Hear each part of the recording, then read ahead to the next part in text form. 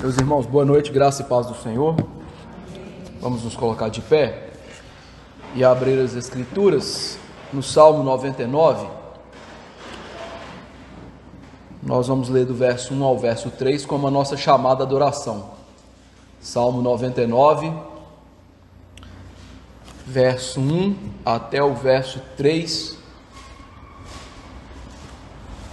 Deus nos chama para adorá-lo. Salmo 99, 1 a 3, nós vamos ler todos numa única voz. Leiamos a palavra. Reina o Senhor, tremam os povos, Ele está entronizado acima dos querubins, abale-se a terra. O Senhor é grande em Sião e sobremodo elevado acima de todos os povos. Celebrem eles o teu nome, grande e tremendo, porque é santo. Ainda de pé, vamos orar invocando o nosso Deus. Senhor nosso Pai amado, celeste, maravilhoso, nós nos achegamos ao trono da Tua graça nesse momento, por meio de Jesus Cristo, como assembleia solene, convocada pelo Senhor para cultuá-lo nesse dia tão bendito, qual o Senhor reservou para o culto a Deus. Peço-te que, como somos pecadores, o Senhor venha receber esse culto pelos méritos do Senhor e Salvador Jesus Cristo. Ó Deus, derrame graça sobre nós, de maneira que este culto seja prestado com ordem, com decência e para a Tua glória. Ó Deus, que no centro não esteja o homem, mas o Senhor, que é o único digno de honra, glória e louvor, e como Tu mesmo disses por meio da boca do Teu santo profeta, a Tua glória o Senhor não dá a outrem, o Senhor não a divide com ninguém. Que este seja o nosso sentimento. Mas Deus bendito, como Tu és bom, eu te imploro que também o Senhor venha edificar-nos nessa noite, por meio da leitura da Tua palavra, das orações e também do ouvir da palavra do Senhor na exposição, e que Cristo venha falar conosco grandemente, ó Deus, para a nossa edificação. É no nome dele que oramos. Amém. Ainda de pé, vamos adorar a Deus, que nos uniu a Ele e jamais se separa de nós. Abramos a palavra no livro de Romanos 8. Livro de Romanos, capítulo 8, verso 31 a 39, nós vamos ler de maneira alternada. Romanos 8, 31 a 39, nós vamos ler de maneira alternada esse trecho das Sagradas Letras. Romanos 8, 31 a 39. Leiamos as Escrituras. Que diremos, pois, à vista dessas coisas? Se Deus é por nós, quem será contra nós? Aquele que não poupou o seu próprio filho, antes por nós o entregou, porventura não dará graciosamente com ele todas as coisas? Quem tentará acusação contra os eleitos de Deus? É Deus quem os justifica. Quem nos condenará? É Cristo Jesus que morreu, ou antes quem ressuscitou, o qual está à direita de Deus e também intercede por nós. Quem nos separará do amor de Cristo? Será tribulação, ou angústia, ou perseguição, ou fome, ou nudez, ou perigo, ou espada? Como está escrito, por amor de ti somos entregues à morte o dia todo, fomos considerados como ovelhas para o matador. Em todas essas coisas, porém, somos mais que vencedores, por meio daquele que nos amou.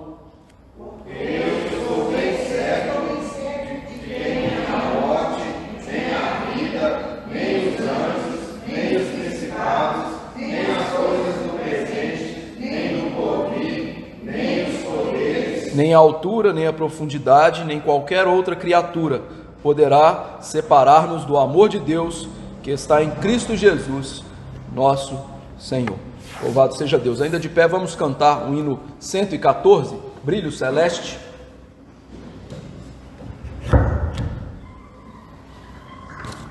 Cantemos todos a uma só voz. Peregrinando por sobre os montes e pelos vales, sempre na luz, Cristo promete nunca deixar-me. Eis-me convosco, disse Jesus. Brilho celeste,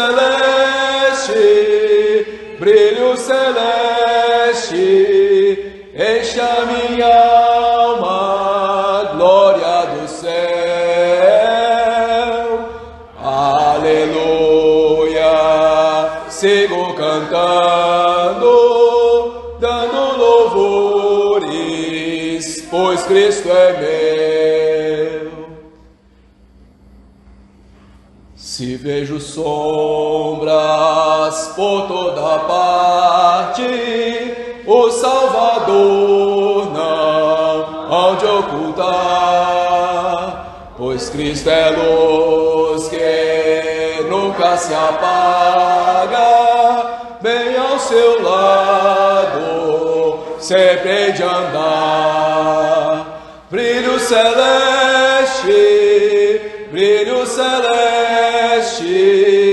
enche a minha alma, glória do céu. Aleluia, sigo cantando, dando louvores, pois Cristo é meu.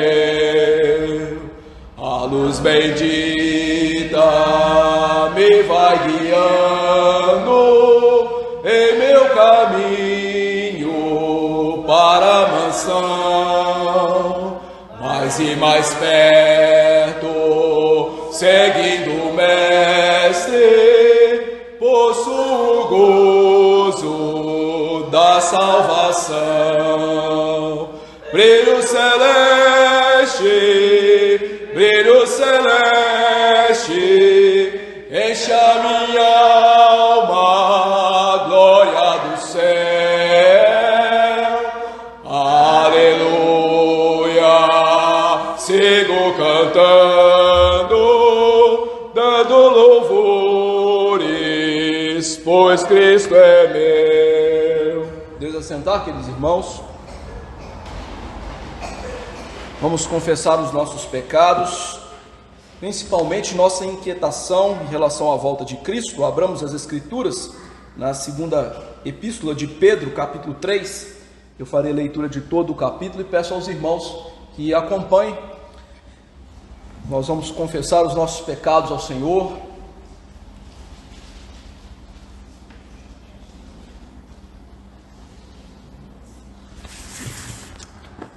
Segunda epístola de Pedro, capítulo 3, eu lerei todo o capítulo.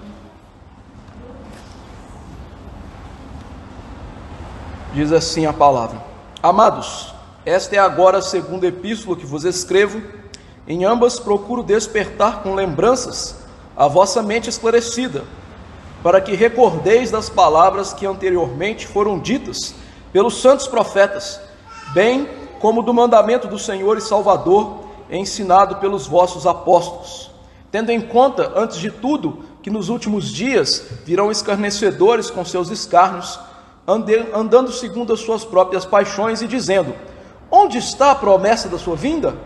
Porque desde que os pais dormiram, todas as coisas permanecem como desde o princípio da criação, porque deliberadamente esquecem que, de longo tempo, houve céus, bem como a terra, a qual surgiu da água e através da água pela palavra de Deus, pela qual veio a perecer o mundo daquele tempo, afogado em água. Ora, os céus que agora existem e a terra, pela mesma palavra, têm sido entesourados para o fogo, estando reservados para o dia do juízo e destruição dos homens ímpios.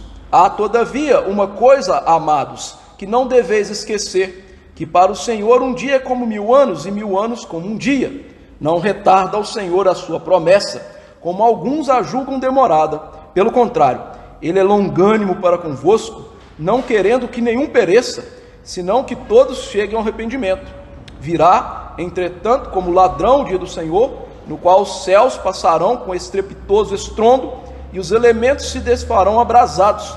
também a terra e as obras que nela existem serão atingidas, visto que todas essas coisas hão de ser assim desfeitas, deveis ser tais como os que vivem em santo procedimento e piedade, esperando e apressando a vinda do dia de Deus, por causa do qual os céus incendiados serão desfeitos e os elementos abrasados se derreterão.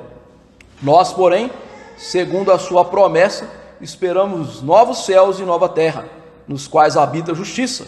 Por essa razão, pois, amados, esperando essas coisas, empenhai-vos por seres achados por ele em paz, sem mácula e irrepreensíveis, e tende por salvação a longanimidade de nosso Senhor, como igualmente o nosso amado irmão Paulo vos escreveu, segundo a sabedoria que lhe foi dada, ao falar acerca desses assuntos, como de fato costuma fazer em todas as suas epístolas, nas quais há certas coisas difíceis de entender, que os ignorantes e instáveis deturpam, como também deturpam as demais escrituras, para a própria destruição deles.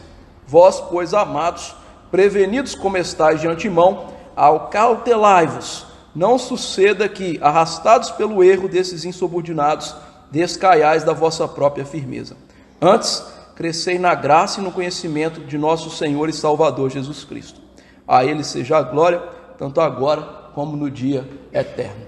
Aqui Pedro nos ensina a não nos demovermos segundo as doutrinas ímpias que vão afirmando que Jesus Cristo não há de voltar, afinal já se passaram muitos anos e isso não aconteceu.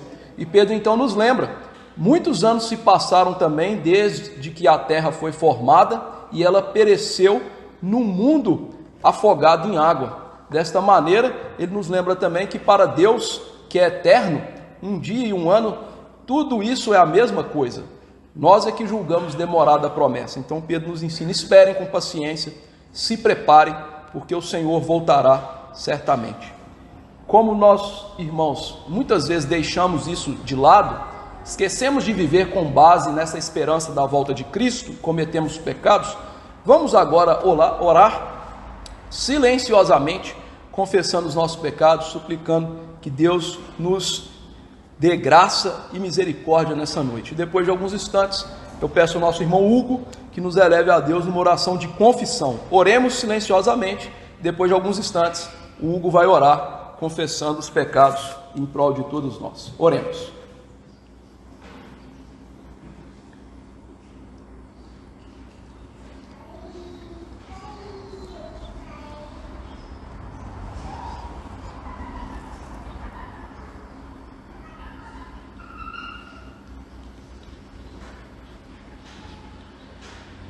Senhor Deus, amado Pai, venho diante de Ti agora, Senhor, confessando os nossos pecados, Senhor, te implorar pelo perdão, Senhor, sabendo que não somos dignos, Senhor, de nada que não seja o juízo do Senhor, ó Pai.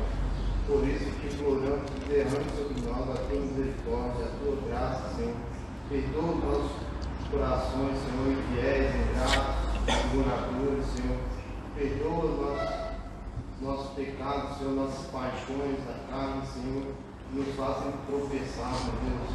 Ó Senhor, arde no nosso coração, Senhor, promova nos nossos corações arrependimento sincero, Senhor, um coração verdadeiramente quebrantado pela ação do Espírito Santo, Pai. Ó Senhor, que possamos viver segundo a Tua vontade, não a vontade dos nossos próprios corações, Senhor. Esteja, Senhor, dando essa graça, Senhor, graça do perdão, limpa os nossos corações, Senhor, para que possamos, meu Deus, ouvir a Tua palavra, guardar os Teus ensinamentos, Senhor, e ser edificados pelo Senhor nessa noite, Pai. Em nome de Jesus, amém. Amém. Louvemos a Deus, porque Cristo há de vencer Satanás e as suas hostes. Abramos as Escrituras em Apocalipse 19. Nós vamos ler de maneira alternada o verso 11 até o verso 21. Apocalipse 19, 11 a 21.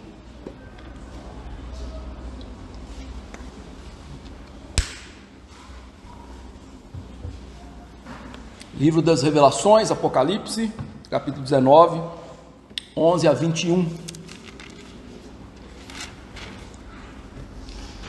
Vamos ler de maneira alternada esse trecho. Diz assim a palavra: Vi o céu aberto e eis um cavalo branco. O seu cavaleiro se chama Fiel e Verdadeiro, e julga e peleja com justiça. Os seus olhos são chamas de fogo, na sua cabeça há muitos diademas. Tem um nome escrito que ninguém conhece, senão ele mesmo.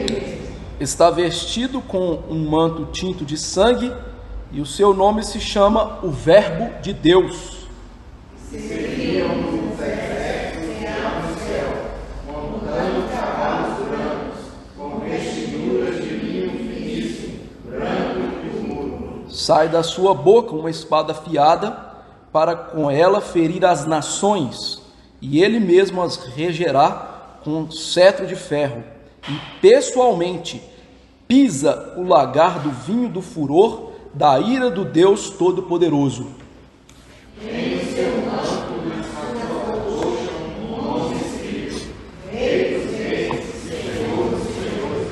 Então vi um anjo posto em pé no sol e clamou com grande voz, falando a todas as aves que voam pelo meio do céu: Vinde, reuni-vos para a grande ceia de Deus.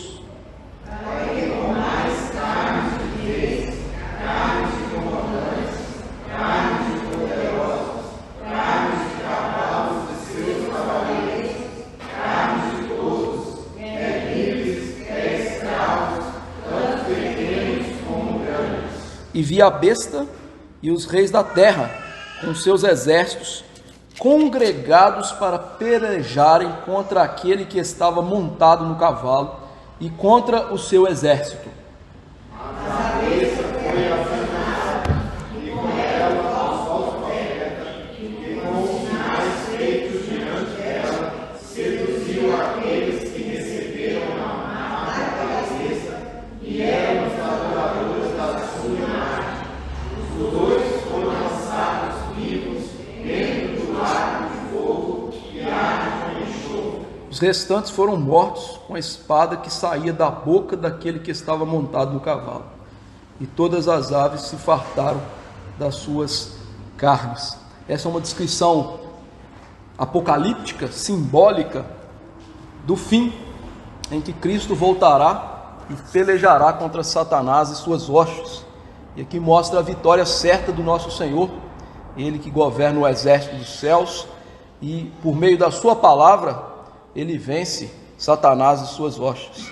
Louvado seja Deus, porque Cristo é vencedor, essa é a promessa, e nós vamos vencer por causa dele. Tendo isso em vista, vamos nos colocar de pé, cantar o hino 177, firme nas promessas, e aqueles que vieram preparados poderão lançar dízimos e ofertas no gasofilácio. Vamos nos colocar de pé e cantar a uma só voz o hino 177.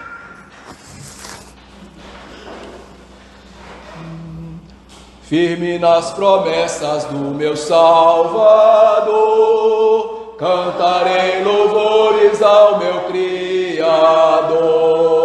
Fico pelos séculos no seu amor, firme nas promessas de Jesus. Firme, firme, firme nas promessas de Jesus, meu mestre. Firme, firme, sim, firme nas promessas de Jesus. Firme nas promessas hei de trabalhar, tendo o Verbo eterno sempre a me amparar. Mesmo em tempestade vou sem vacilar, firme nas promessas de Jesus. Firme, firme, firme nas promessas de Jesus, meu mestre. Firme, firme, sim, firme nas promessas de Jesus. Firme nas promessas sempre vejo assim, purificação no sangue para mim. Plena liberdade já desfruto enfim, firme nas promessas de Jesus. Firme,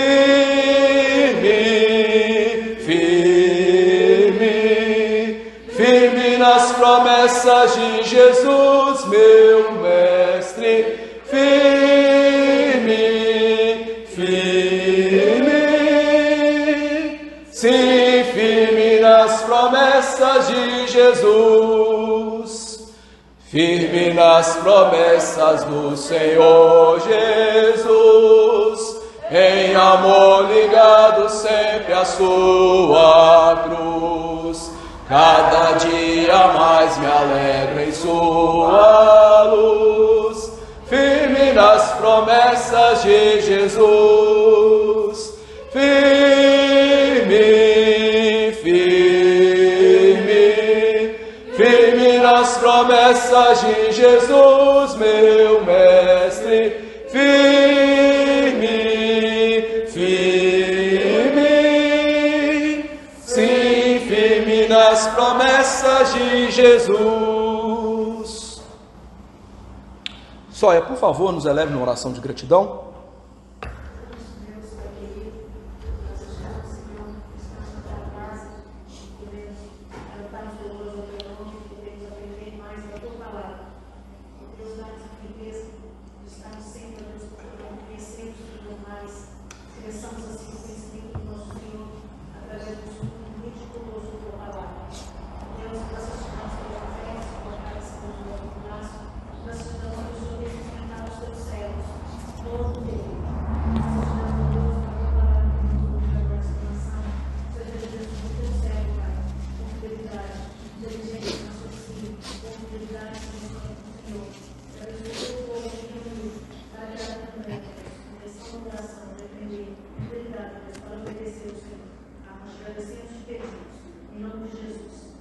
Amém. Podemos assentar, queridos irmãos.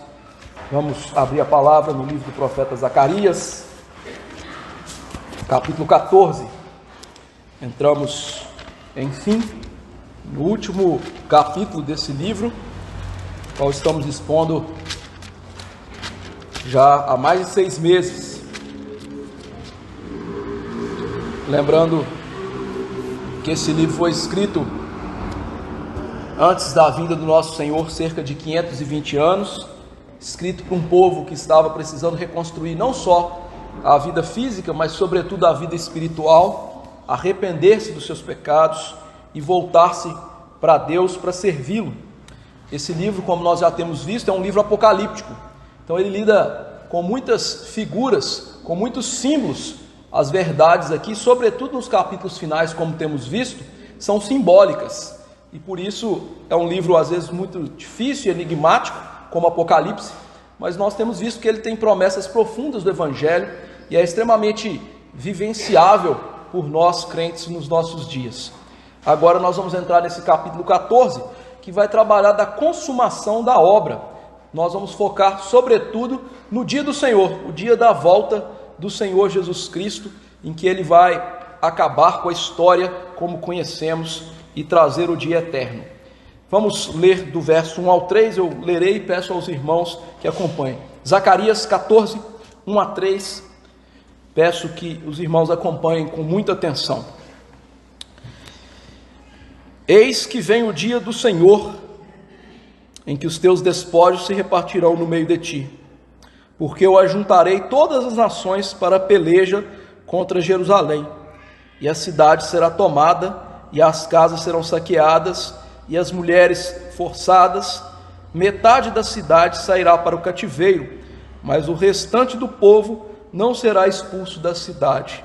Então sairá o Senhor e pelejará contra essas nações, como pelejou no dia da batalha. Vamos orar. Deus bendito, Deus santo, Deus maravilhoso, Pai do nosso Senhor e Salvador Jesus Cristo. Ó Senhor, nós falamos a Ti como Teu povo e o Senhor como nosso Deus, o nosso Pai, que nos gerou em santidade para sermos a imagem do Teu Filho. Nós invocamos a Ti com misericórdia e graça nesse momento, ó Deus, em primeiro lugar perdoando os pecados de todos nós, porque, ó Deus, nós somos pecadores.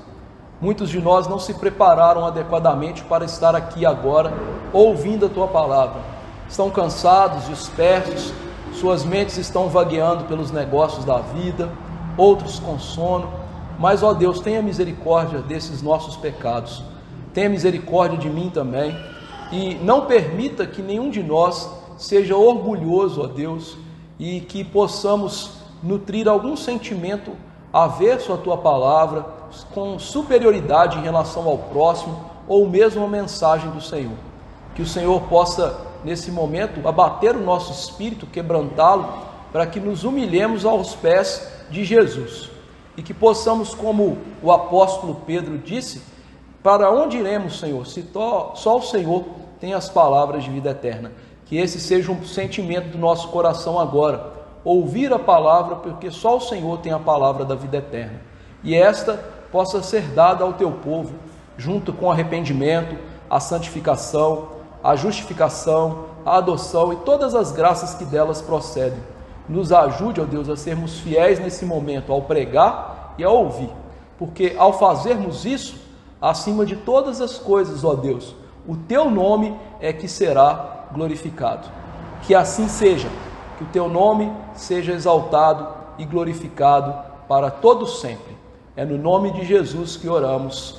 Amém.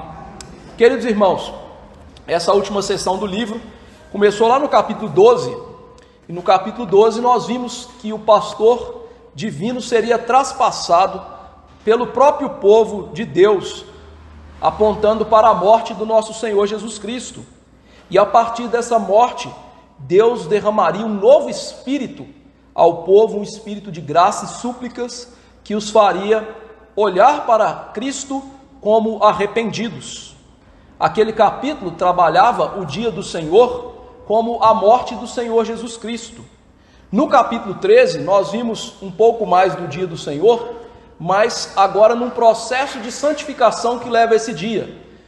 Ao Cristo ter sido morto, abriu-se uma fonte de perdão, uma fonte que traria perdão de pecados e pureza na vida dos servos de Deus. O capítulo 13 fecha com a ideia de santificação que viria a partir da morte do pastor. Nós vimos que o pastor seria ferido, nosso Senhor Jesus Cristo, e a partir disso, o povo de Deus sofreria numa vida de santificação que era comparada ali a passar metais preciosos pelo fogo, o fogo da aflição.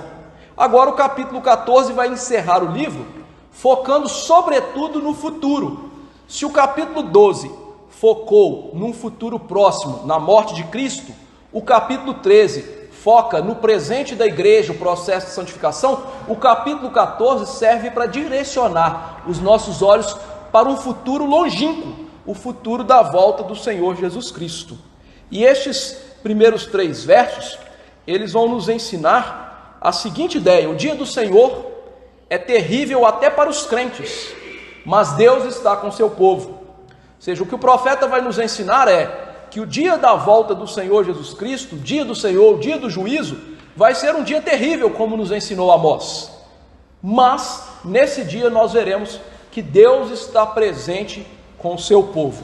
Então, vamos ver esta verdade nesses 3 primeiros versos. Nosso primeiro ponto do sermão é o verso 1, que é o dia do Senhor. Vem o dia do Senhor. Diz o profeta: eis que vem o dia do Senhor, em que os teus despojos se repartirão no meio de ti. Essa nova sessão, então, começa com o profeta apontando os nossos olhos para o futuro, um futuro que o povo de Deus deveria aguardar. Esse dia do Senhor aqui, como temos visto durante a exposição do livro, é um momento escatológico final, é um momento em que a história que nós conhecemos vai chegar ao fim.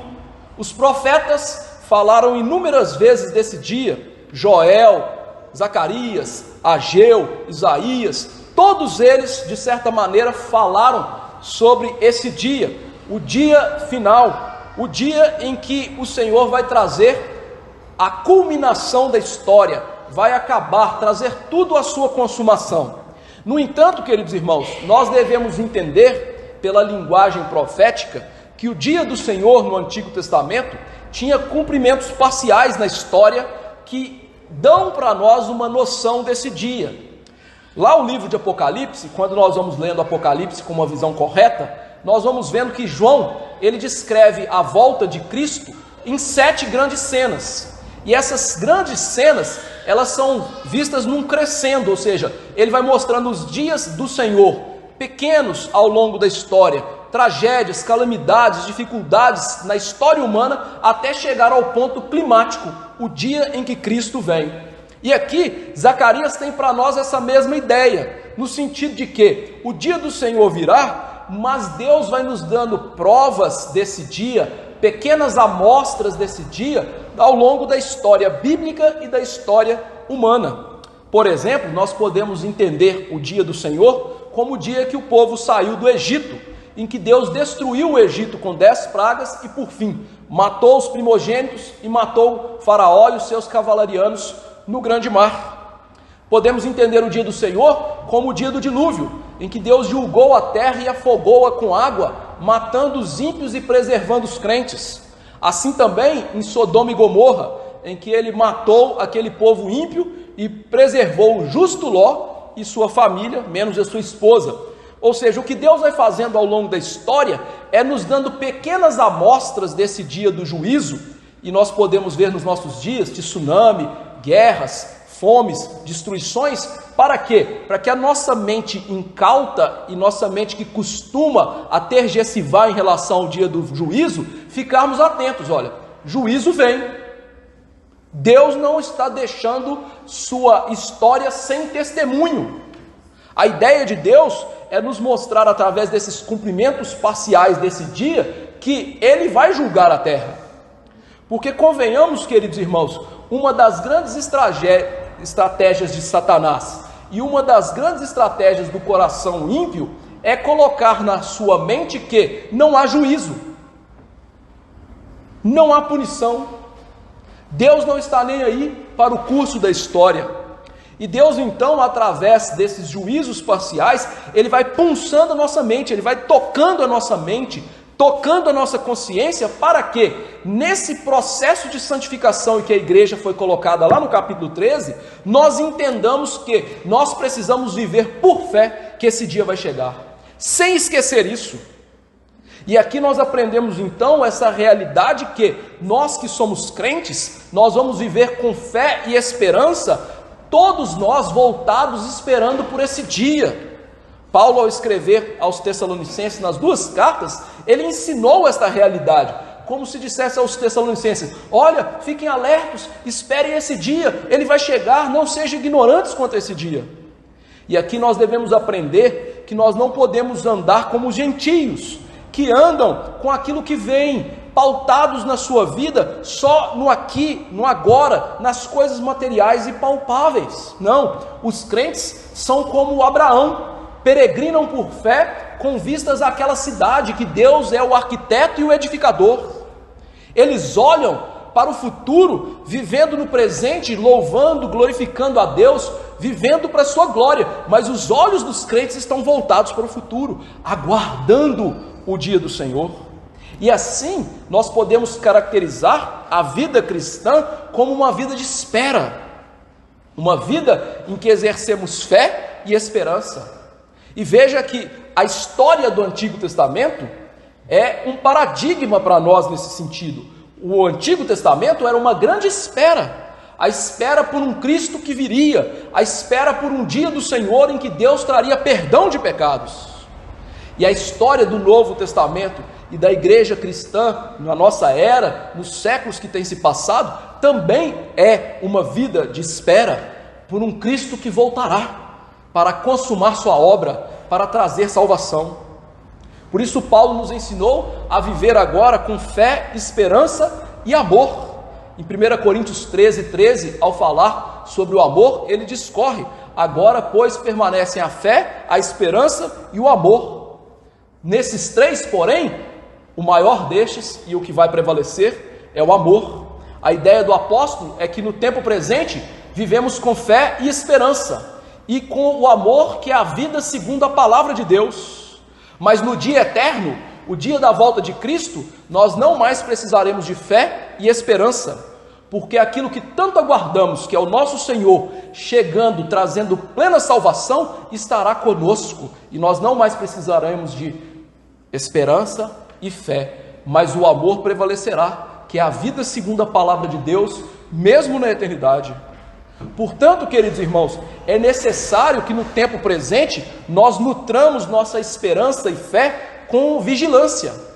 Jesus ensinou-nos, através de uma parábola de 10 virgens, que devemos ser como aquelas que carregam o azeite, aquelas que se enchem do Espírito Santo e aguardam o Senhor com diligência. O noivo está vindo, o noivo está vindo. Então, encham-se do azeite do Espírito Santo. E é interessante que esse livro trata muito do azeite do Espírito Santo, lá no capítulo 3 e 4, como vimos. E lá aprendemos também a ser as noivas diligentes do Senhor, esperando com fé e esperança por esse dia em que Ele virá. Assim sendo, o crente fiel é aquele que anseia pela vinda do Senhor, mesmo que isso pareça demorado. O crente fiel é aquele que nutre a fé e esperança, gastando seu tempo com coisas espirituais. O crente fiel é aquele que, ao máximo possível, se desvencilha dos entretenimentos da vida, das coisas prazerosas da vida. Para quê? Para que ele foque na vida espiritual e eterna, que é mais importante. Paulo, mais uma vez, citando o apóstolo, nos ensina: pensem nas coisas lá do alto em que Cristo vive. Devemos deixar, irmãos, de acreditar no mundo que fala as coisas importantes estão aqui. As coisas importantes são aquelas que vocês podem tocar. Devemos deixar de acreditar no conto da carocha desse mundo, que importa é ser feliz aqui e agora. Não, nós temos que aprender que estas coisas passam, que estas coisas são fugazes. Sim, devemos comer, beber e nos regalar com a mulher da nossa mocidade, como ensinou Eclesiastes, mas não significa que a nossa vida seja só isso, que a nossa vida seja só voltada para se alegrar nas coisas que Deus nos dá, também nos alegrar nas provações, na santidade em que Ele imprime em nós através do sofrimento. Porque o nosso Senhor disse certa vez de um homem que ajuntou muitos bens: louco, hoje mesmo pedirão a tua alma. E você ajuntou coisas em celeiros? Cuidado, queridos irmãos, para não ser enredado pelo mundo e confiar e esperar nas coisas desse mundo. Espere e confie no processo de santificação em que Cristo voltará, e empenhe-se por ser santo, como Pedro nos exortou aqui na epístola dele que lemos na nossa liturgia, a ficarmos atentos. A experiência da igreja cristã até a segunda vinda, então, é uma experiência de santificação e uma experiência de guerra. O profeta nos mostra aí que a igreja seria espoliada. Isso nos ensina que até a volta de Cristo nós estamos em guerra com as forças hostis a Deus. Nesse mundo nós não podemos brincar de ser crentes, porque nós estamos envolvidos numa batalha escatológica, numa batalha final. E veja, queridos irmãos, Satanás é um inimigo poderoso. Afinal, Satanás fez com que Adão e Eva, que eram santos e perfeitos, caíssem. Você, por acaso, é santo e perfeito? Então pare de brincar com o diabo, porque o diabo não brinca em serviço. Não entre nas jogadas de Satanás. Satanás quer lhe aprisionar e fazer-lhe acreditar que não há uma guerra, que nós estamos aqui a passeio. Não, queridos irmãos, Satanás tem que ser visto como o verdadeiro inimigo.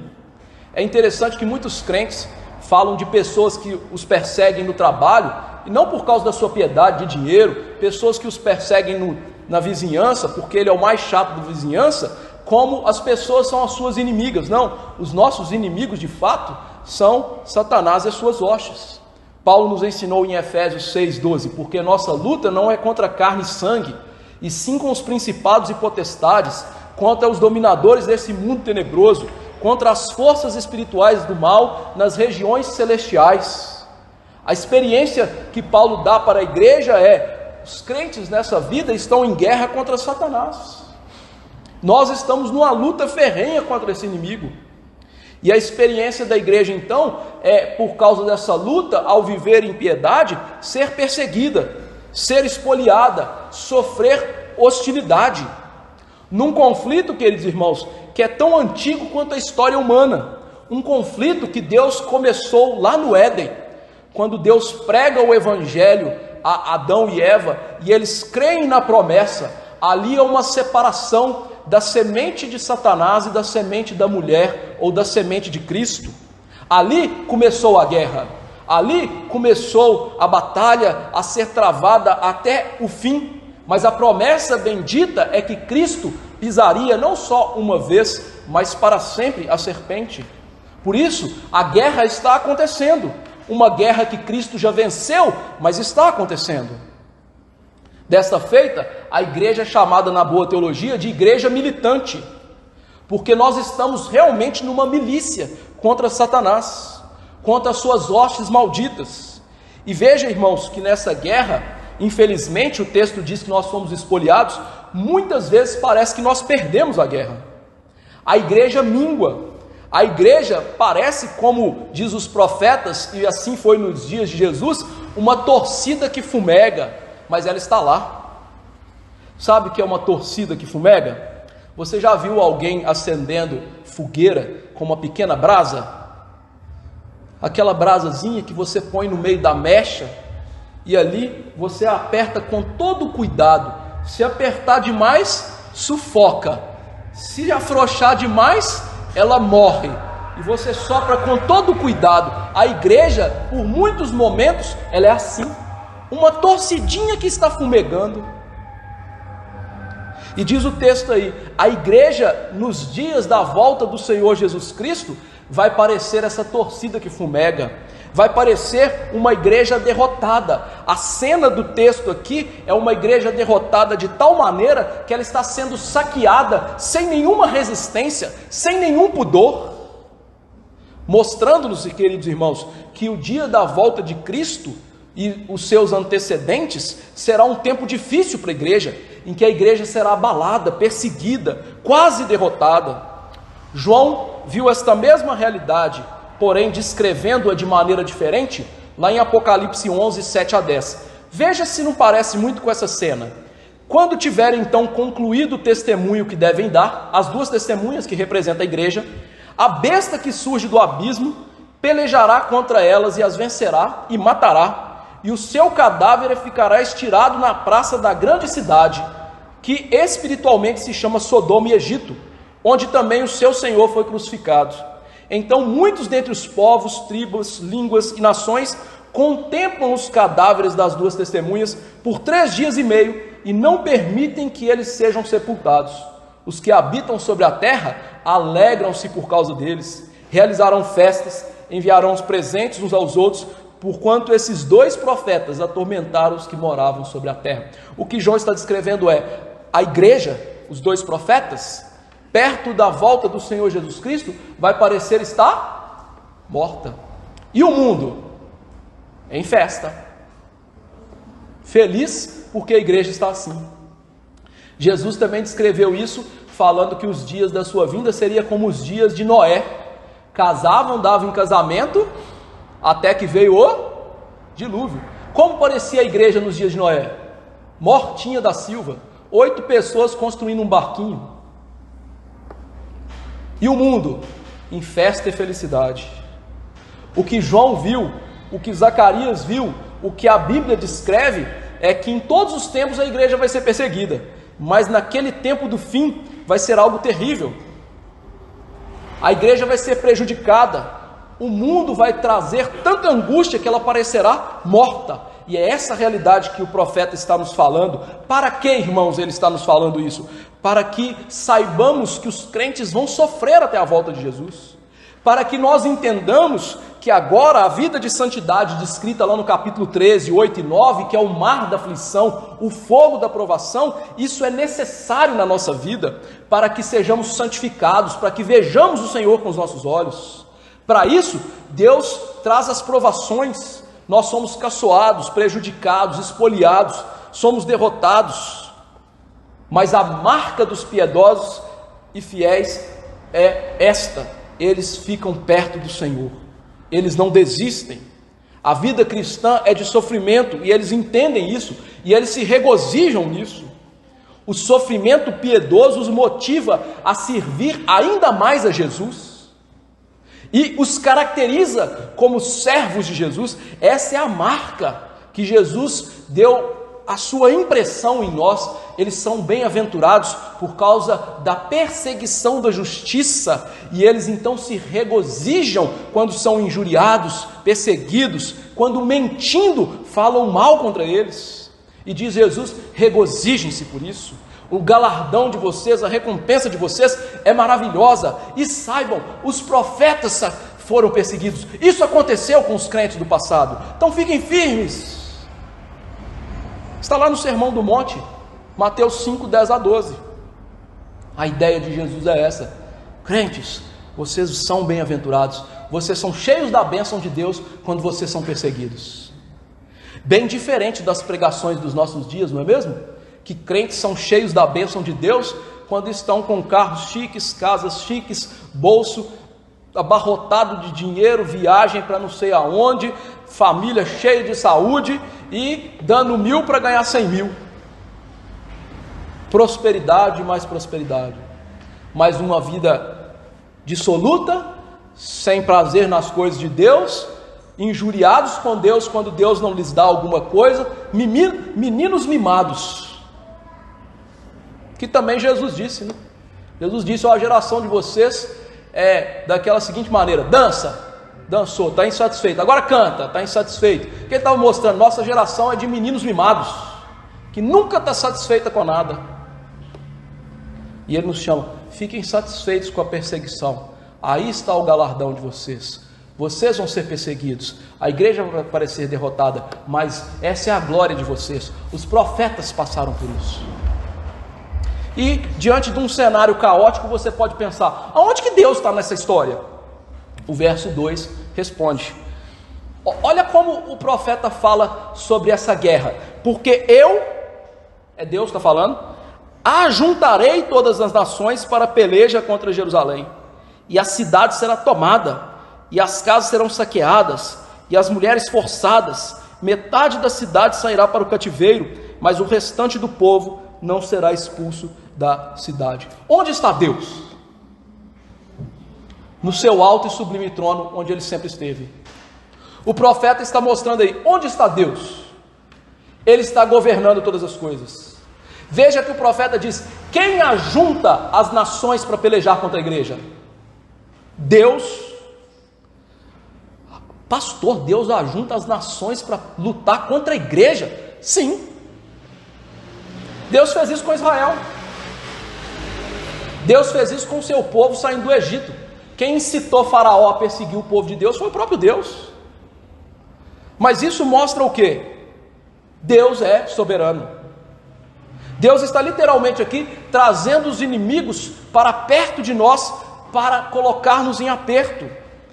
Mas literalmente o profeta está descrevendo o quê? Deus reina sobre a terra, Deus reina sobre a história. É Deus quem reina. E Deus usa as nações, os homens, os animais, o clima, o universo, todas as coisas para cumprir o seu propósito santo.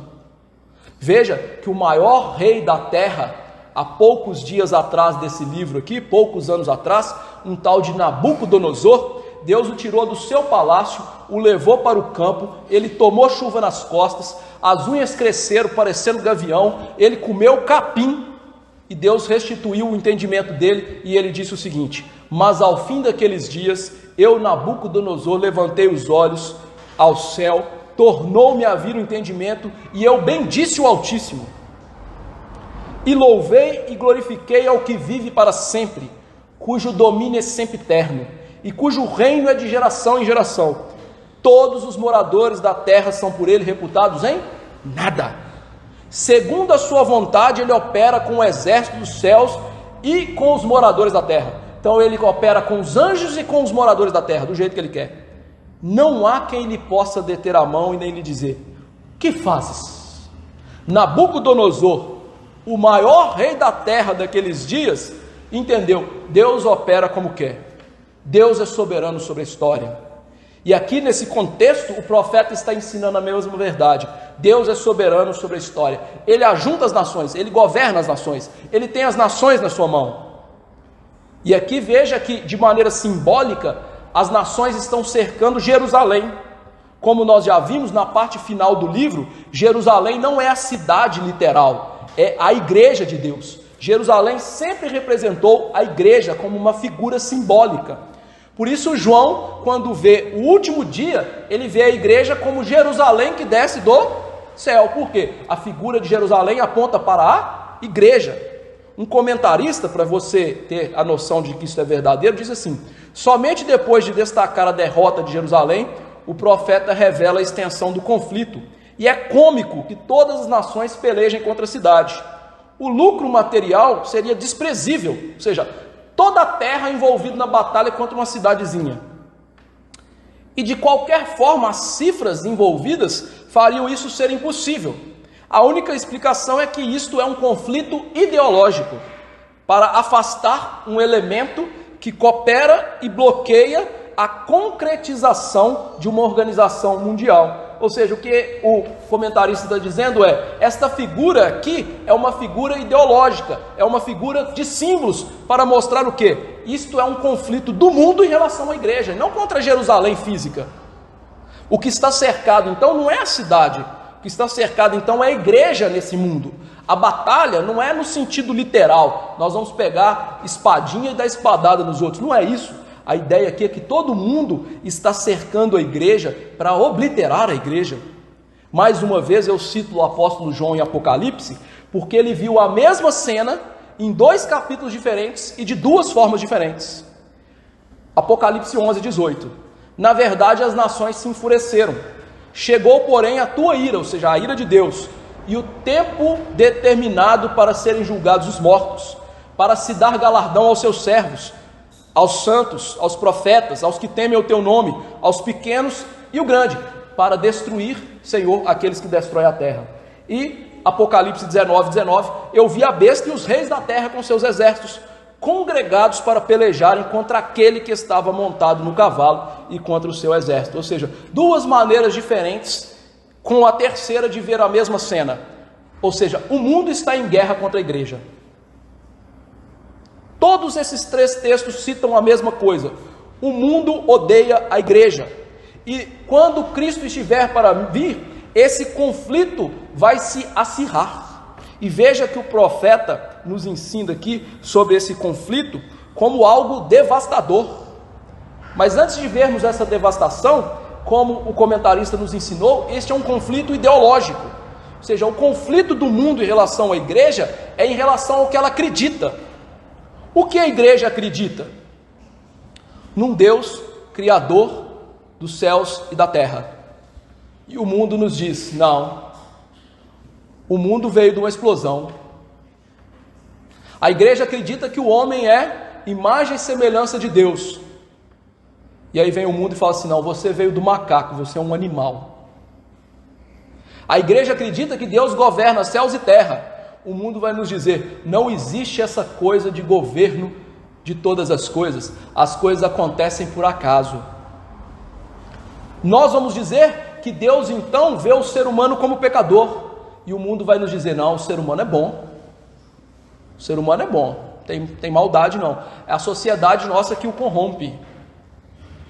Nós então acreditamos que Deus diz que Ele escolheu na eternidade pessoas para salvação, e essas pessoas recebem a graça e são seus filhos, e o mundo vem e nos diz: todos são filhos de Deus.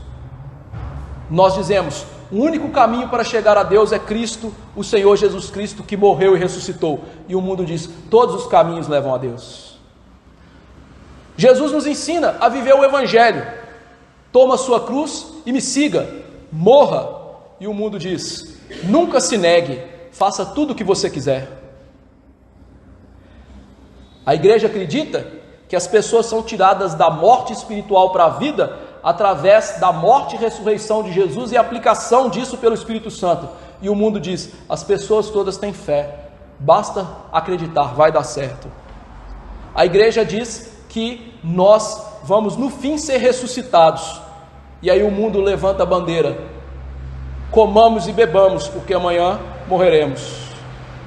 O mundo nos diz o seguinte: seja governado pelo seu coração, siga o seu coração, ele sabe o que é melhor. E a Bíblia diz: o seu coração é cheio de tortuosidades, ele é pecaminoso, não o siga, deixa de ser besta. E ela diz o seguinte: siga unicamente a Bíblia para governar a sua vida. Viu que tipo de conflito nós estamos? E assim nós poderíamos dizer: a Bíblia diz que a família é um homem e uma mulher, e aí o mundo levanta a bandeira: não, a família é um homem com um homem, uma mulher com uma mulher, e daqui a pouco vai ser um homem com um cavalo, uma mulher com um tigre, ou um tiranossauro rex, quem sabe? Percebe? A Bíblia diz: fustiga o seu filho com a vara, afasta a alma dele do inferno. E aí vem os psicólogos modernos: você não pode bater no seu filho. Realmente bater não, mas disciplinar pode, porque a Bíblia manda. Perceba que o mundo é totalmente contrário às coisas de Deus. Por isso o mundo nos persegue, porque nós dizemos: estas coisas estão todas erradas, e aqueles que as praticam vão morrer, perecer nos seus pecados, vão para o inferno e vão encontrar Jesus como juiz. E quando o mundo não consegue dobrar a igreja, ele massacra a igreja, não só por essa perseguição, privando-nos da liberdade, mas também nos levando à morte quando necessário. Veja os santos apóstolos do Senhor, todos morreram perseguidos. Veja os pré-reformadores, morreram nas mãos de Roma. Quando a perseguição ideológica falha, a Bíblia vence, a truculência entra. Por quê? Em todos os tempos, quando o mundo não assimila a igreja, ele tenta destruir literalmente a igreja. E veja, queridos irmãos, por que as igrejas hoje não são perseguidas mais afinco? São poucas igrejas perseguidas, porque muitas igrejas estão com o mundo lá dentro, vivendo lá, se tornaram completamente mundanas. O padrão de família é mundano, o padrão de trabalho é mundano, o padrão de gasto de dinheiro é mundano, o padrão de gasto de horas com as coisas da vida é mundano. A fé é curta, a piedade nem se fala. Perceba isso. O profeta então está descrevendo essa igreja perseguida, dizimada. E aqui ele usa a figura de Jerusalém, porque havia dois fatos históricos, um no passado e um no futuro, que estavam aqui dando peso à passagem. No passado, o que o profeta está descrevendo aqui em relação à igreja já tinha acontecido com Jerusalém, de verdade. Jerusalém foi destruída pelo próprio Nabucodonosor. Diz os textos bíblicos, até Ezequiel 5, que nós vimos na semana passada, que até os papais comeram seus filhos, para não morrer de fome. E as mulheres foram forçadas. Mas no futuro, lá no ano 70, a Jerusalém física, como João disse, que ela se tornou espiritualmente Sodoma e Gomorra, ela negou o Senhor e Salvador da sua vida. Jerusalém fez de tudo para matar Jesus e de fato matou Jesus. Quando Jesus entrou em Jerusalém, ele viu aquela Jerusalém ali que não sabia quem ele era, e ele chorou no sentido de que ele se emocionou, porque ele foi até o templo e lá não viu fruto espiritual nenhum, e ele exclama: ah, Jerusalém, Jerusalém, como eu quis ajuntar vocês, como eu quis ajuntar vocês. Percebe? O que aconteceria então no ano 70 é que os romanos fizeram a mesma coisa que Nabucodonosor, cercaram a cidade, mataram as mulheres. Por isso que Jesus disse: olha, se alguém estiver no campo, não volta não, vai embora. Se tiver dois, um vai ser tomado, outro deixado. Ele não está falando sobre o último dia, ele está falando sobre Jerusalém que seria destruída, que é exatamente metade da cidade, você percebeu? Um vai ser tomado, o outro deixado. Ó, a mesma figura profética. A gente aqui não sabe ler Bíblia, né? E não lê os outros textos da Bíblia, né? Mas esse fato histórico que já aconteceu nos coloca a pulgazinha atrás da orelha. Ou seja, a igreja vai ser como Jerusalém, meu amigo. vai passar por lutas, desprazeres, vai ser dizimada, vai ter dificuldades. E a devastação na igreja, perto da vinda do Senhor, vai ser imensa. E veja que aqui é descrito a cena, com toda a cena de guerra, mulheres que são tomadas à força, destruição da cidade, mostrando o que? O poder aflitivo do mundo em tentar destruir-nos. Parece então que os inimigos estão vencendo, não é mesmo? Mas aqui o profeta salienta essas coisas, irmãos, para nós não estranharmos essas coisas. A Bíblia ela nos informa várias vezes que nós vamos ser perseguidos, que nós vamos ser tragados nesse sentido. Mas o grande lenitivo, o profeta começou o verso: Deus governa sobre a história. É o próprio Deus que está juntando as nações, mostrando que o governo absoluto de Deus está ali sobre a história e sobre o mundo.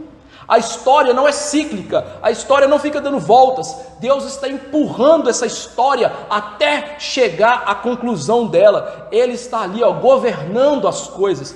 E a visão disso, a visão que Deus está governando para juízo, leva a nossa fé se fortalecer. Isso é um grande consolo lenitivo. Ou seja, isso está acontecendo? Sim, mas Deus quis isso. Deus está no controle.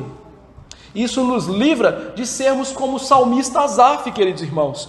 Asaf, que era um homem piedoso, ele começou a olhar para o ímpio e ver Jerusalém destruída, ver os profetas mortos, ver os salmistas sem cantar, ver o templo destruído, e ele começou a pensar: ser crente então é horrível, vale mais a pena ser ímpio.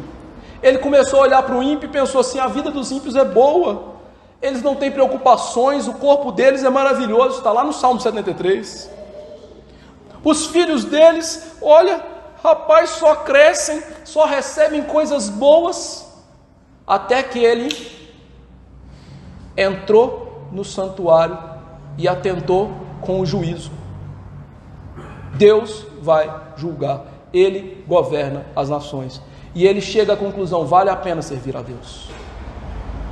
E ele entende isso não só pelo juízo, mas porque Deus precisa ser soberano para julgar. A verdade então é que Deus controla tudo isso, irmãos, para o nosso bem. Deus tem um propósito nesse sofrimento da igreja. O propósito é que eu e você sejamos como Jesus. Deus purifica os seus filhos no sofrimento. Deus purifica os seus filhos na perseguição da igreja. Para quê? O desejo de Deus é apresentar essa igreja sem ruga, sem mácula, sem nenhum defeito, e Ele então nos passa nesse cadinho que até a igreja está parecendo destruída, mas ali Deus está limpando, transformando, tirando o mal da igreja. Semana passada nós lemos o Salmo 23, não é mesmo?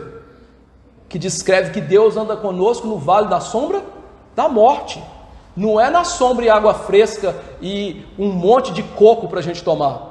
É no vale da sombra da morte. A mesa que ele prepara é na frente dos inimigos, não é no banquete dos amigos. E aqui Pedro, que falou sobre o fim de todas as coisas, ele disse, lá em 1 Pedro 4, 7, 13 a 18. 7, o 13 e a 18. Ora, o fim de todas as coisas está próximo. Sede, portanto, criteriosos e sóbrios, a bem das vossas orações. Amados, não estranheis o fogo ardente que surge no meio de vós, destinado a provar-vos, como se alguma coisa extraordinária vos estivesse acontecendo. Pelo contrário, alegrai-vos na medida em que sois coparticipantes do sofrimento de Cristo, para que também na revelação de sua glória vos alegreis exultando.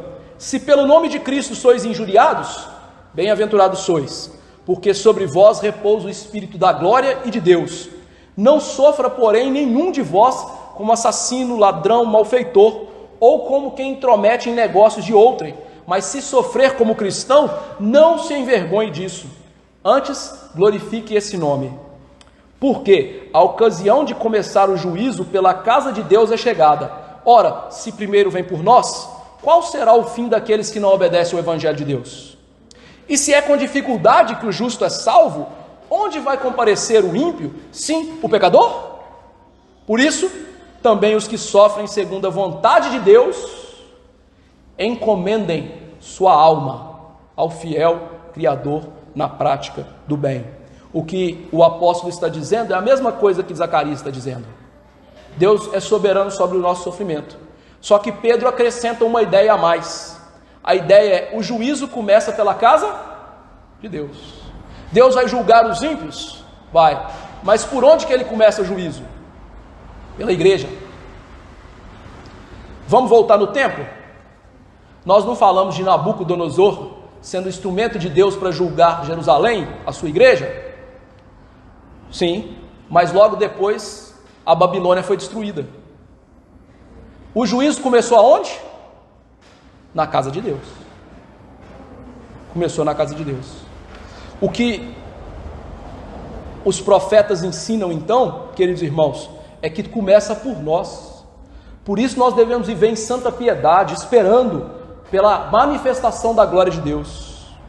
E aqui, João Calvino nos ensina uma coisa interessante. Ele diz o seguinte: Deus ordena a provação e ele parece demorado em socorrer os seus filhos para que ele mostre a sua função peculiar de salvador e protetor dos seus filhos.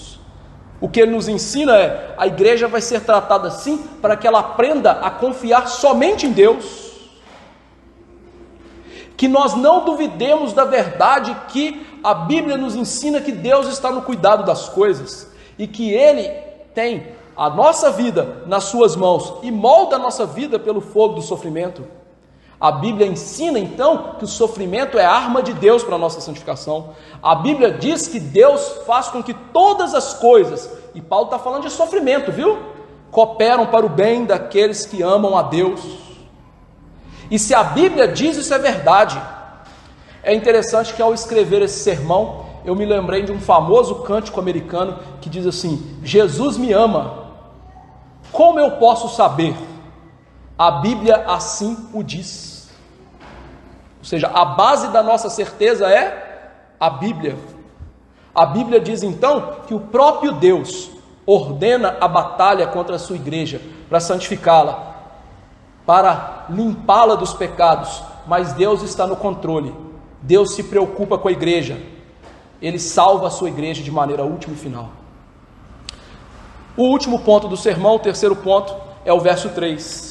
Deus luta pelo seu povo. O profeta vai nos animar agora um pouquinho. Ele diz: então sairá o Senhor e pelejará contra essas nações, como pelejou no dia da batalha. Esse verso então nos mostra agora o juízo que sai da igreja de Deus e vai vir para as nações. Começa com a igreja, mas vem para os ímpios.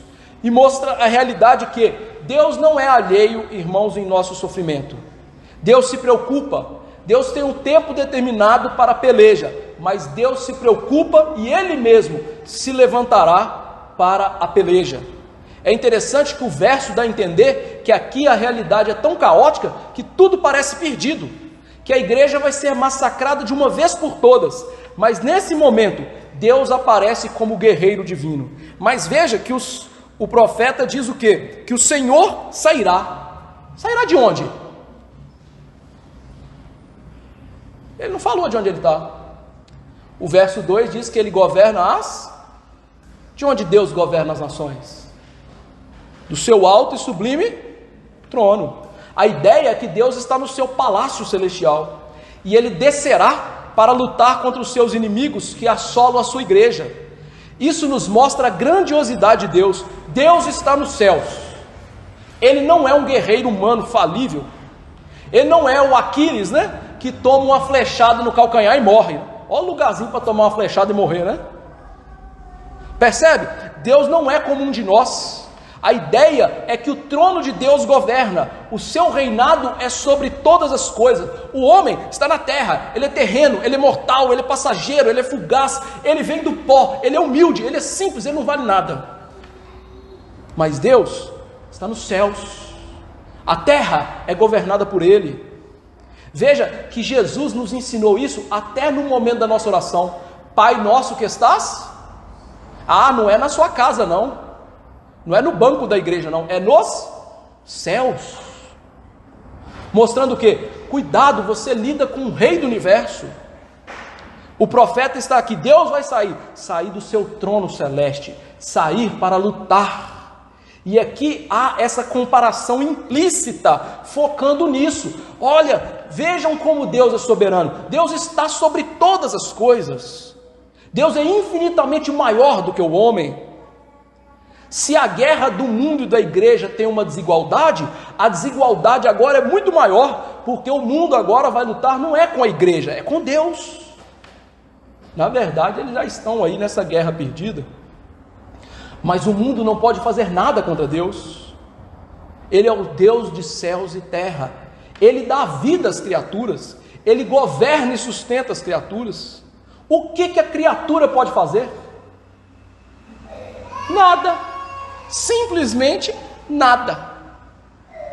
E é esse Deus maravilhoso que o profeta está focando. Sim, irmãos, ele traz a angústia, ele traz a peleja, ele traz a luta, mas ele vai sair para lutar por nós. Ele está pelejando por nós, ele vai vencer essa batalha por nós. E veja que coisa interessante, ele vai pelejar contra as nações. Isso aqui é muito importante que nós notemos. Por quê? Porque Paulo descreve Deus como o inimigo dos seres humanos e como o nosso inimigo antes da nossa conversão. Em Romanos 5,10 ele diz que quando Cristo morreu por nós, nós éramos inimigos dele. Agora, esta cena está aqui descrevendo Deus como o inimigo das nações. Deus não é o nosso inimigo, não mais. Cristo Jesus morreu. Cristo, irmãos, levou a penalidade sobre ele para quê? Deus fosse o nosso amigo íntimo, Deus fosse o nosso Pai bondoso, Deus passasse a lutar por nós, ao nosso favor, porque ele simplesmente da sua graça perdoou o nosso pecado e não está irado mais contra o seu povo. O mundo é que está debaixo da ira de Deus. O pior inimigo que poderíamos ter, e um dia já tivemos, foi Deus. Mas agora a luta não é contra a igreja mais, a luta não é contra o ser humano pecador que está agora eleito no seio da sua graça. Não, a luta agora é contra esse mundo. Por isso Paulo pôde bradar com esperança.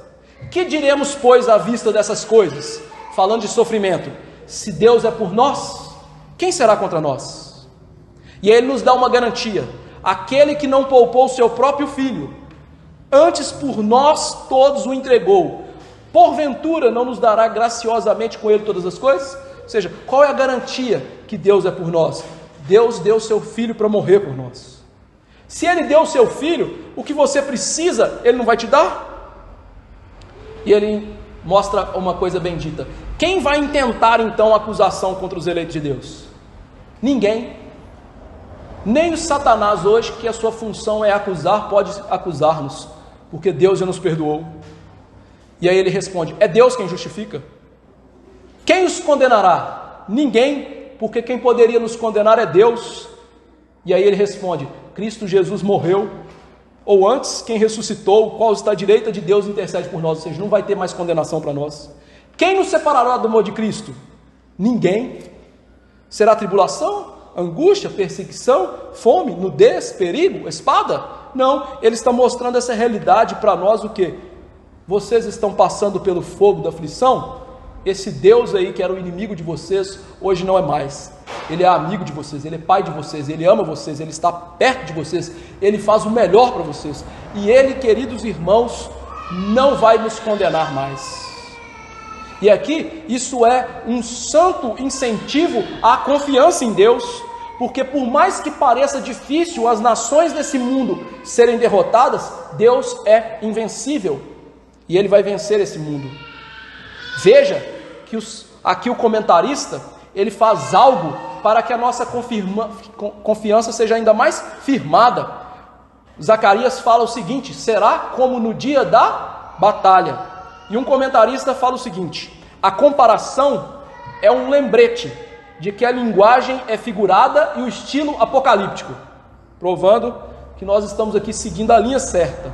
O exemplo máximo de um dia de batalha desse tipo foi a travessia do Mar Vermelho, quando os israelitas indefesos viram o Senhor agindo por eles.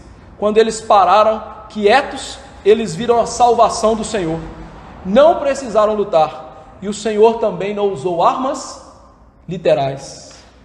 Esse verso, então, está jogando a nossa mente para o passado, como se dissesse: crentes, lembrem-se o que o Deus de vocês fez no passado. Paulo nos ensina que toda a Bíblia, com a sua história do passado, foi escrita para a nossa advertência, para o nosso ensinamento, para o nosso aprendizado. A história serve para isso. E aqui o profeta está usando o mesmo princípio. Olhem para o dia de batalha, olhem para os feitos de Deus no passado, e agora, no presente, você vai nutrir uma santa esperança para o futuro. Vai nutrir uma esperança que Deus não é impassível, que Deus sofre junto conosco, que Ele é suficiente para nos ajudar e nos dar graça para vencer esse mundo. Certamente, irmãos, a fraqueza da nossa fé está vinculada ao fato de nós não meditarmos nos feitos de Deus, nós não meditarmos na Escritura que fala sobre os feitos de Deus. Por isso nós murmuramos, por isso nós vemos absortos nos nossos pensamentos, e por isso os nossos pensamentos nos dominam, pensamentos de inquietude, pensamentos de incerteza. Mas quando nós ouvimos a palavra e aprendemos com a palavra a meditar nos feitos de Deus, nós lembramos quem é Deus, lembramos do que Ele é capaz de fazer, lembramos das promessas de vitória do Senhor, lembramos que mesmo que pareça demorada a sua vinda, que a intervenção pareça demorado, isso é um conceito nosso. Por isso Pedro nos alerta: não caiam no desespero da incredulidade como os falsos mestres, que diziam: onde está a promessa da sua vinda? Que diziam: desde que os nossos pais dormiram, existe céus e terra, então Jesus não vai vir. E aí Pedro rebate: é verdade, durante muito tempo também houve terra antes do dilúvio, mas o dilúvio fez aquela terra perecer. E aí os falsos mestres diziam: Jesus não vai voltar, Ele não vai destruir o mundo por um dilúvio. E Pedro rebateu: não mesmo por um dilúvio, mas pelo fogo que está agora essa terra sendo reservada para a purificação dela pelo fogo, e um dia vai ser como um estrondo a destruição de todas as coisas, e Deus vai destruir os homens ímpios. E aí eles diziam: isso não vai acontecer, demora. E Pedro lembra: demora, pode demorar, mas um dia para Deus é como 1000 anos, e 1000 anos como um dia. O Senhor é eterno. Demorar é um conceito de vocês. Mas a promessa demora. E Pedro diz: não, a promessa não retarda. Deus é longânimo para com os crentes. Ele não quer que eles pereçam, mas que eles cheguem ao arrependimento. Por isso parece demorado o dia do juízo. Mas Pedro nos alerta: vai vir como um ladrão. Ou seja, o ladrão avisa que hora vai chegar. Um ladrão, né? É igual aquele jogador da Copa de 70, né? Chegarei de surpresa quinta-feira, dia tal, né? Um jogador da Copa de 70 fez isso. O ladrão não faz isso, não. Ele não fala que dia que ele vai chegar, mas vai chegar, e as obras dessa terra serão atingidas, diz Pedro. E Paulo, aos Tessalonicenses, ele nos diz: olha, irmãos, nós não somos nécios em relação à vinda do Senhor. Nós ficamos firmes. Nós não somos como os que dormem. Nós somos vigilantes. Nós não sabemos o dia, é verdade, mas o crente fiel, ele vai ver que o dia está chegando, por todas essas coisas que aprendemos aqui. O texto, então, vai nos mostrar o quê? A intervenção que tanto precisamos vai chegar. Parece demorado, mas vai acontecer. Nós não sabemos, é na nossa geração?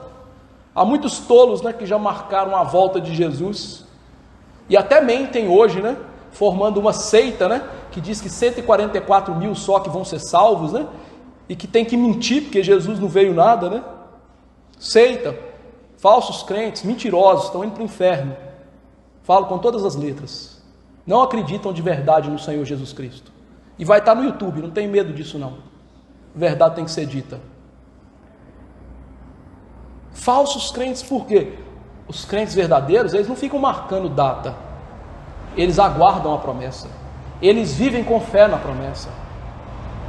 Mas o importante é: Jesus está conosco. Ele luta ao nosso lado e ao nosso favor. Ele vai voltar.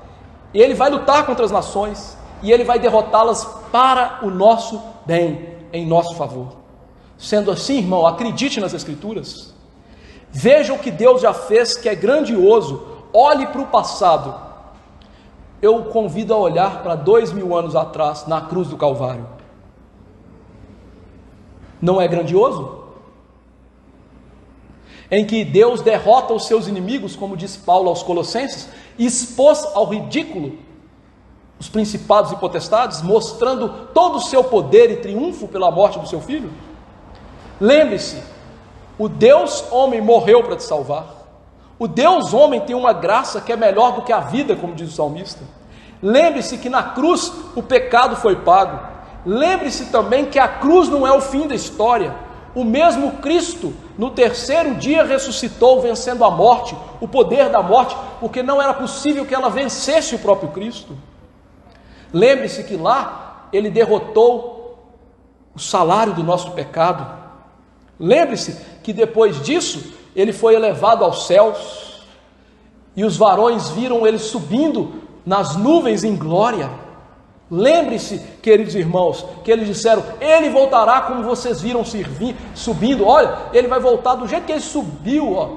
Todo mundo vai ver, ó.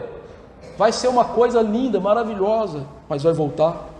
Lembre-se que lá nos altos céus ele está pondo todos os inimigos debaixo dos pés. Lembre-se que de lá ele governa as nações. Lembre-se que Paulo diz: os inimigos estão sendo vencidos um a um. Jesus é invencível. E lembre-se, o que são as nações diante de Jesus? Como disse Isaías, um pingo de água, grãos de areia. O que são elas diante de Jesus? Nada. Ele é vitorioso. Senhor dos senhores está escrito na sua coxa.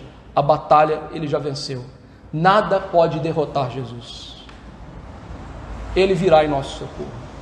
Como viver esse texto? Cabe que apliquemos esse texto a nós mesmos. Zacarias não fala só para a sua época. Ele fala para a próxima geração, para a próxima, até o fim do mundo. A igreja tem que ler esses textos e aplicá-los na sua vida, para que nós que somos fiéis não venhamos a desmaiar na nossa fé, no meio das provações. O que ele está nos ensinando é: provações sempre vêm, e provações vão nos levar a achar que o ímpio prevalece, e que nenhuma esperança resplandece sobre nós. Mas ele também nos chama a lembrar quantas vezes e por quais meios Deus maravilhosamente livrou a sua igreja da morte. Deus vai ajudar o seu povo, e Ele aqui está animando o seu povo com essa verdade. Por isso hoje, não vamos desanimar. Hoje, quando suportarmos males, lembrem-se, os crentes do passado passaram por esses males. Ou seja, irmãos, nós não sofremos sozinhos. Os crentes do passado foram gerações fiéis, e eles nos ajudam hoje com a sua história a nos mantermos fiéis hoje, aguardando a volta de Cristo. Ouçamos a voz do Senhor por meio desse profeta. Fiquem firmes na luta da santidade. Segunda aplicação: gostaria de convocar os irmãos a nutrirem a esperança da volta de Cristo, a nutrirem a esperança das promessas. Para isso, eu exorto: meditem na Bíblia.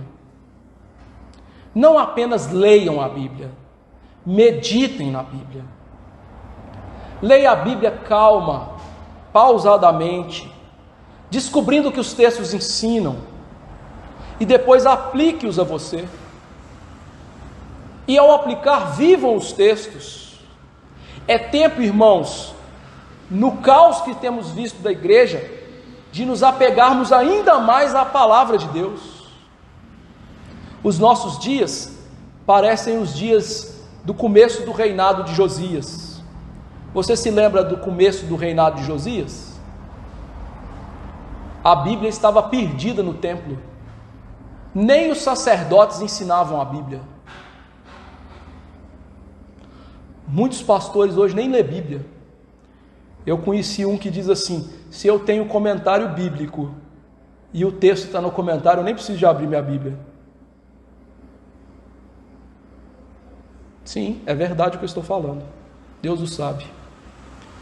Infelizmente, o mundo está dando um baile em nós, porque ele está invadindo a igreja com muita força.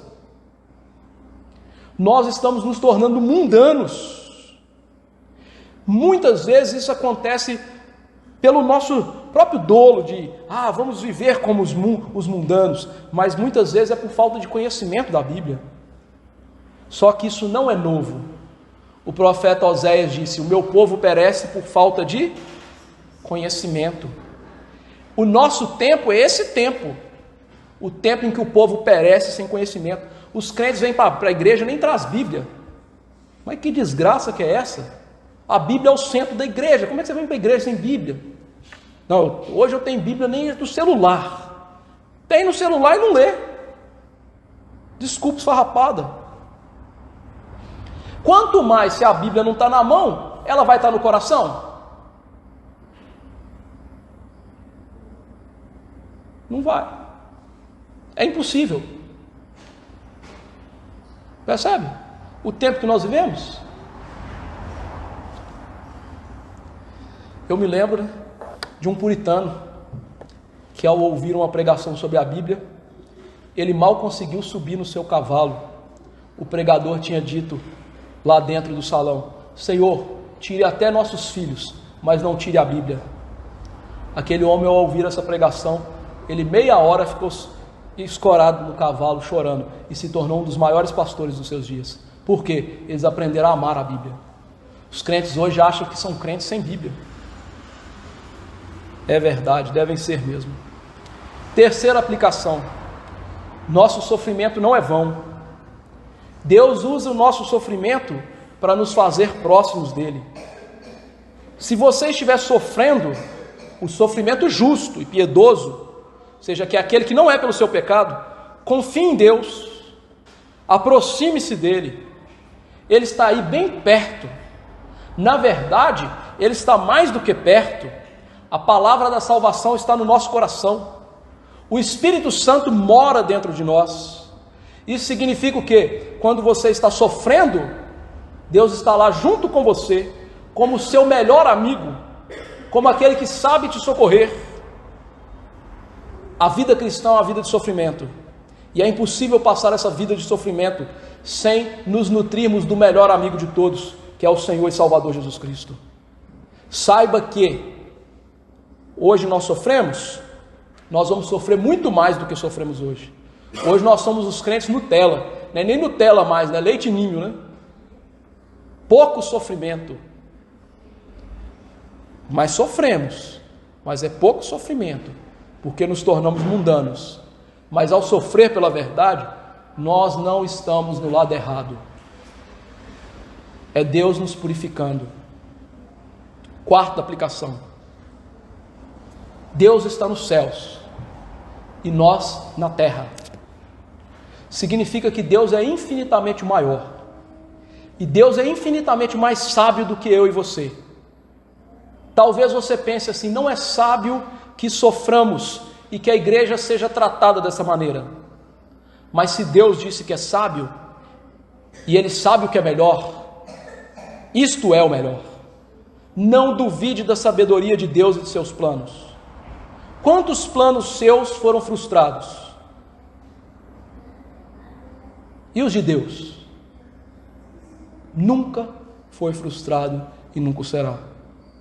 Deus está no céu e você na terra. Os planos dele são infalíveis. Significa que os nossos inimigos, por maiores que sejam, por maiores que pareçam ser, por mais invencíveis que se demonstrem ser, eles nada podem contra o Senhor Deus. O Deus soberano, que é o Deus da Bíblia, não perde batalhas. Deus é vencedor.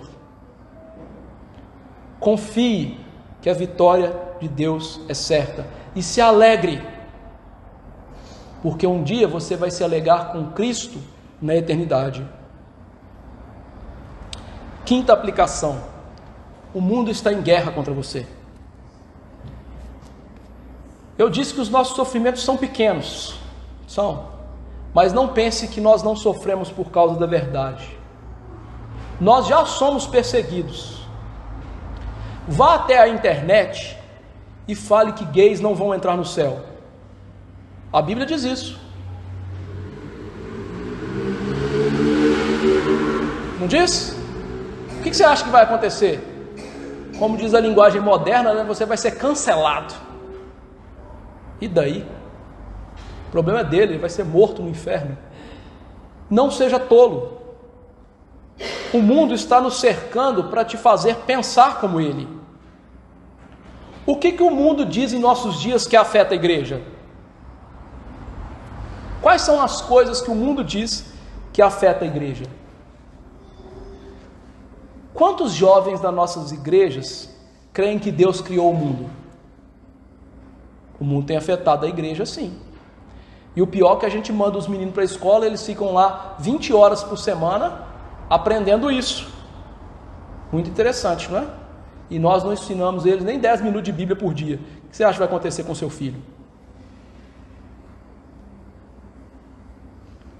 Outra coisa que o mundo diz é que a família da Bíblia é puro machismo.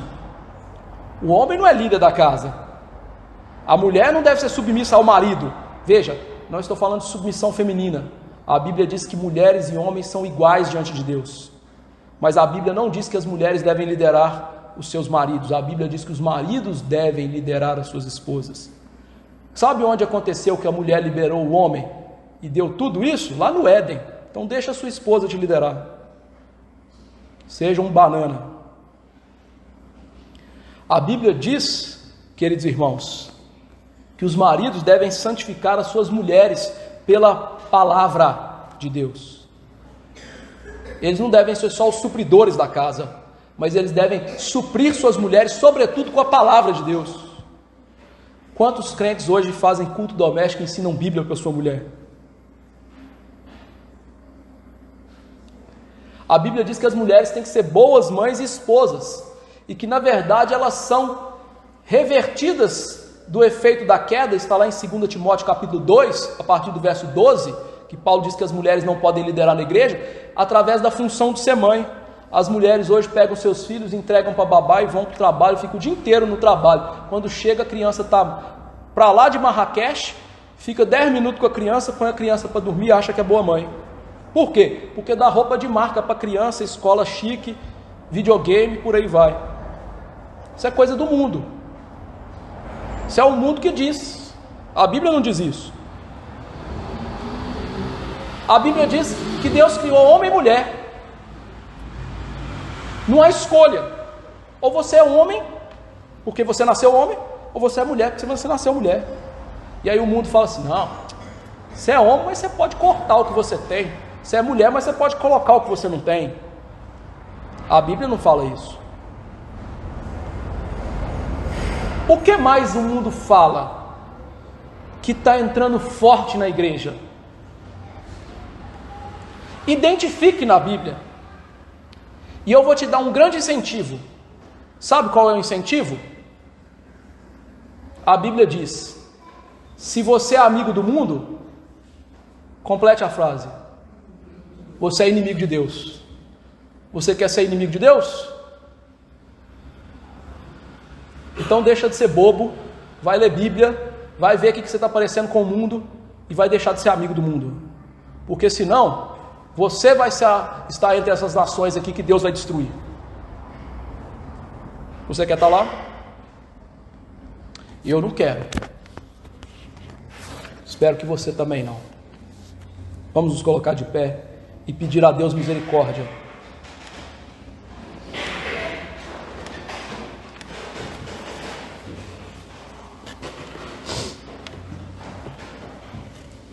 Senhor Deus, misericórdia das nossas vidas, Senhor. Ó Deus, quando nós olhamos para a igreja dos nossos dias, para as nossas vidas, e eu me incluo aqui. Nós vemos mundanismo nas nossas vidas. Não sou melhor do que ninguém. Minha família não é família melhor do que a família de ninguém. Por isso eu me incluo aqui junto com a minha família. E incluo os teus servos. Estou envergonhado diante do Senhor. Porque o padrão mundano invadiu a tua igreja, Deus, de tal maneira que nós não somente estamos flertando com o mundo, mas as igrejas se casaram com ele. E a palavra é muito clara, Senhor. Quem quer ser amiga deste mundo, quem quer se juntar a este mundo, será teu inimigo. Tenha misericórdia, Senhor. Eu sei que nós não podemos ser perfeitos nessa vida, tenho plena consciência disso, mas eu sei que o alvo é a perfeição, e para eu saber o alvo da perfeição, e os meus irmãos, nós precisamos da tua palavra. Por isso, ó Deus, nos dê um desejo intenso de ler Bíblia, de meditar na Bíblia, de ouvir a palavra pregada. Ó Senhor, muda o nosso coração nesse sentido. Nós estamos como tolos, estamos como bobos nesse mundo, sendo, ó Deus, jogados daqui para lá, pelos ventos de doutrina, pelo mundanismo. Estamos, ó Deus, como disse o salmista, como as mulas. Misericórdia, Senhor, nos dê visão correta das coisas. Nos dê que olhemos para a Bíblia como a tua palavra, única regra de fé e prática, Deus. Que aquilo que precisamos na nossa vida, nós não busquemos nesse mundo, mas na tua palavra, Senhor. A tua palavra nos ensina com que tipo de mulheres devemos casar, ou homens. Tua palavra nos ensina que tipo de maridos ou esposas devemos ser.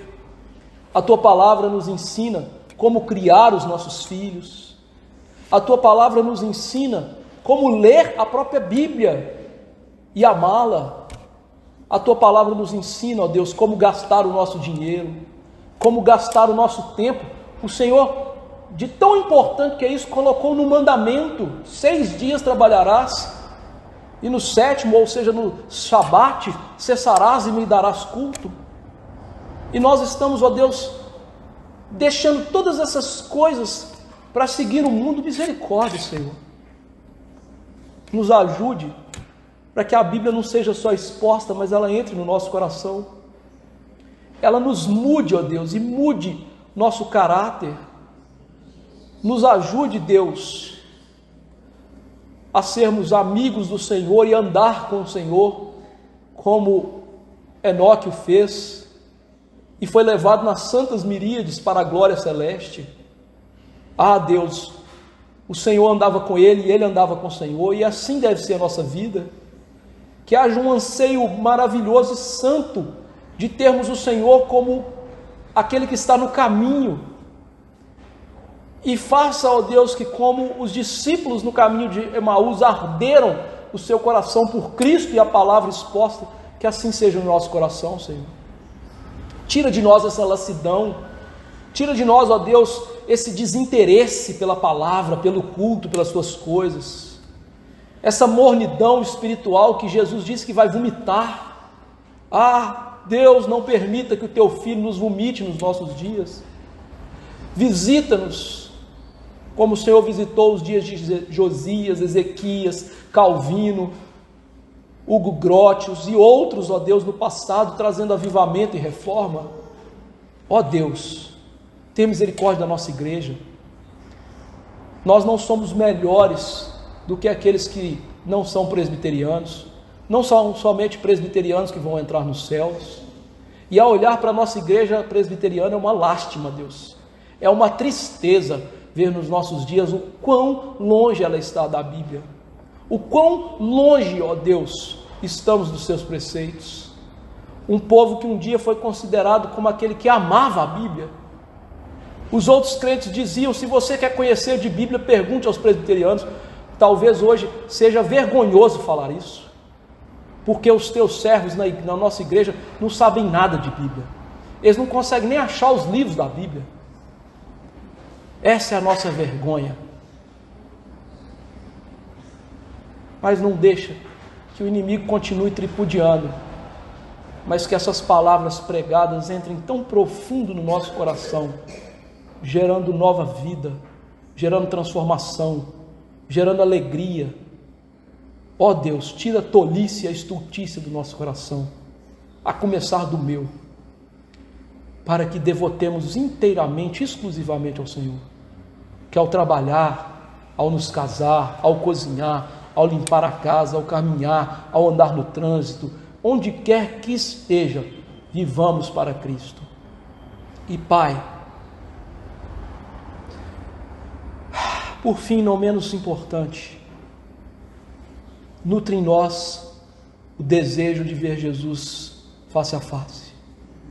Não permita que vivamos um dia sequer sem pensar no Mestre, sem procurá-lo, sem sentir o gosto da palavra dele nas nossas vidas.